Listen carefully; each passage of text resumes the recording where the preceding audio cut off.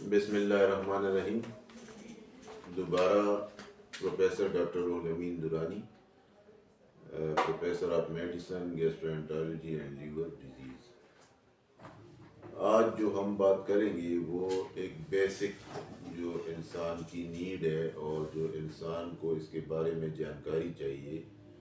وہ ہے لیبارٹری کے ٹیسٹ کے بارے میں، کہ ایک انسان کو اپنے خون کے بارے میں اس کو پتہ ہونا چاہیے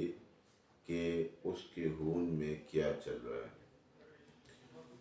تو یہ بات تو کلیئر ہے کہ آپ خود اپنا علاج نہیں کر سکتے،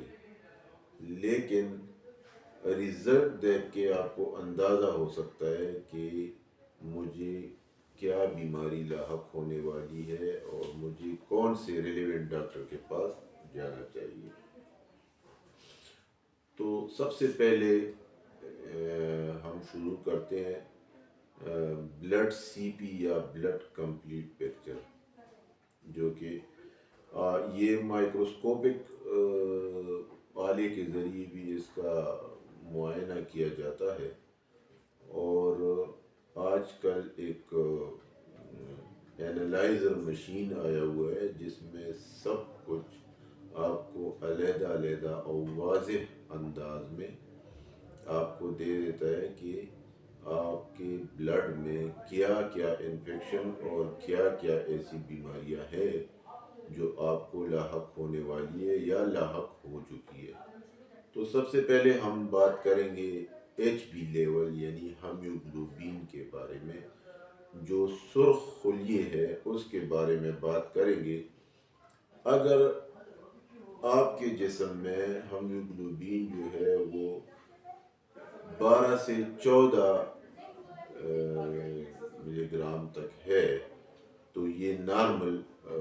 تصور کیا جاتا ہے اور یہ نارمل ہیموگلوبین میں آتا ہے۔ لیکن اگر یہ 7، 8، 9 یا اس طرح کا ہے تو یہ خون کی کمی ہے اور یہ بیماری میں شمار ہوتا ہے کہ آپ کو کسی طریقے سے انفیکشن ہو چکا ہے،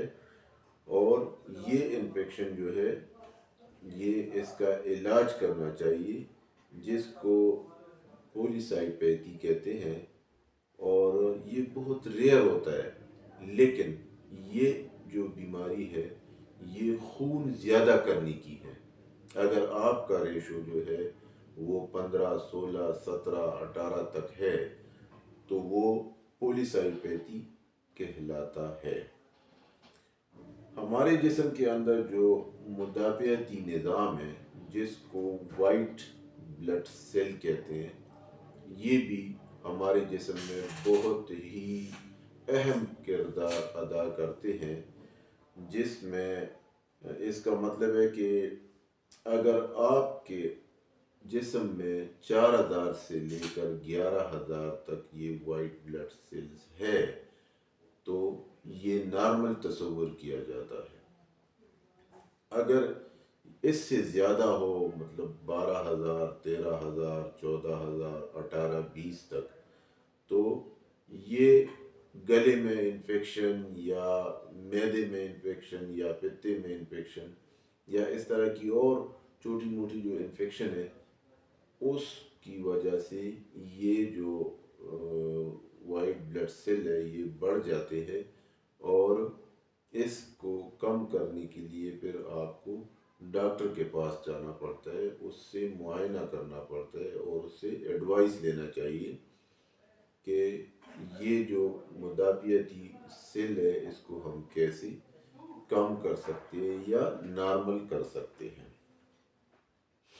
اچھا، اس میں بعض اوقات یہ جو انفیکشن ہے یہ 40، 50 یا 60 ہزار تک پہنچ جاتے ہیں۔ اللہ نہ کرے کسی کو بھی یہ مرض نہ ہو تو یہ خون میں کینسر کے علامات جو ہے وہ ظاہر کرتے ہیں، اور آپ کو فوراً سے پہلے اپنے ڈاکٹر کے پاس جانا چاہیے اور اس سے کنسرن کرنا چاہیے کہ کہیں آپ کے بلڈ میں کینسر کے خلیے تو شامل نہیں ہوئے ہیں یا کینسر میں مبتلا تو نہیں ہوئے ہیں۔ اسی طرح 4000 سے اگر کم ہو تو وہ بھی کینسر کی دوائیوں ہی کی وجہ سے یہ جو مدافعتی سیلز ہے یہ کم ہو جاتے ہیں، اور یہ بھی بہت زیادہ مسئلے اور وہ ساری کریٹ کرتے ہیں۔ یا اس میں ایک اور بھی ہے جو پھر بعد میں جا کے میں بتاؤں گا، جو انفیکشن تھوڑے عرصے کے لیے ہو لیکن کرانک ہو، اس کی وجہ سے بھی